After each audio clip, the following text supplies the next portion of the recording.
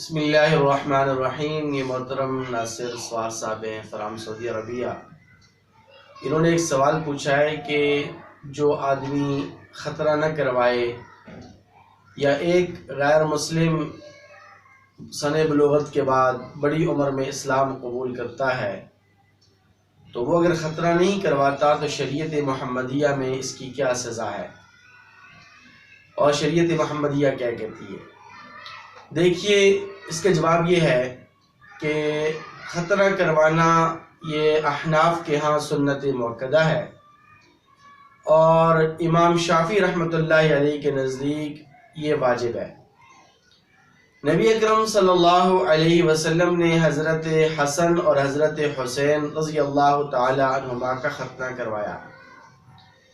اسی طرح علامہ ابن شہاب رحمۃ اللہ علیہ کی روایت ہے، جس کو امام بخاری رحمۃ اللہ علیہ نے الادب المفرد میں نقل کیا ہے۔ وہ فرماتے ہیں کہ کان الرجل اذا اسلم امر بالاختتان وان کان کبیرا، کہ سلف صالحین کا یہ معمول رہا ہے کہ جب بھی کوئی شخص مسلمان ہوتا تو اسے ختنے کا حکم دیا جاتا،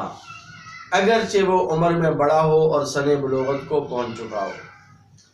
اسی طرح ایک مرسل روایت ہے،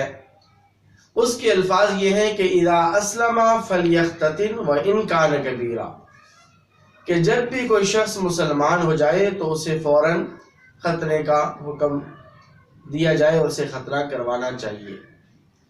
تو ان تمام روایات کی بنیاد پر بعض علماء نے ختنے کو واجب قرار دیا ہے، اور شریعت محمدیہ یہ کہتی ہے کہ ختنہ کروانا چاہیے،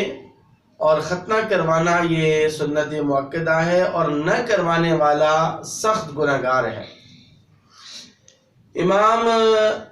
علامہ انور شاہ کشمیری رحمۃ اللہ علیہ نے اپنی کتاب فیض الباری کے اندر لکھا ہے کہ شاہ محمد اسحاق رحمۃ اللہ علیہ کفار میں سے جب بھی کوئی شخص مسلمان ہوتا تو آپ اس کے لیے ختنے کا حکم اور فتویٰ جاری فرماتے۔ اسی طرح کا ایک واقعہ ہے کہ ایک بوڑھا شخص مسلمان ہوا تو اس کا ختنہ کروایا گیا، تو جس کی وجہ سے وہ ہلاک ہو گیا، جاں بحق ہو گیا۔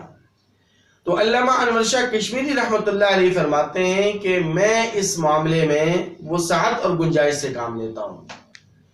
اور میں ختنے کا حکم جاری نہیں کرتا، کیونکہ اس بڑی عمر میں ختنہ کروانے سے اس کی جان کو بھی خطرہ ہو سکتا ہے اور تکلیف کا زیادہ امکان ہے، تو اس لیے میں اس میں گنجائش اور وسعت سے کام لیتا ہوں۔ لیکن بہرحال علماء محققین اور جمہور علماء کا یہ کہنا ہے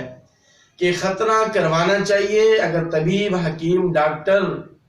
تجویز کرے اور وہ یہ سمجھے کہ ختنہ کروانے سے اس کی جان کو کوئی خطرہ نہیں ہے اور بیماری کے اور تکلیف کے بڑھ جانے کا خطرہ نہیں ہے، تو ممکن ہو تو یہ ختنہ کروانا چاہیے، کیونکہ ختنہ کروانا یہ تمام انبیاء کرام علیہم السلام کی سنت ہے، اور ختنہ نہ کروانے والا گناہ کبیرہ کا مرتکب ہے۔ علامہ ابن حجر مکی رحمۃ اللہ علیہ نے ختنہ نہ کروانے والے کو گناہ کبیرہ کا مرتکب قرار دیا ہے، لیکن چونکہ شروع میں یہ بات عرض کی جا چکی ہے کہ ختنہ کروانا سنت ہے اور سنت مؤکدہ ہے، اس لیے شریعت محمدیہ میں ختنہ نہ کروانے والے کی کوئی حد، کوئی تعزیر اور کوئی سزا نہیں ہے۔ اللہ تعالی ہمیں عمل کرنے کی توفیق نصیب فرمائے۔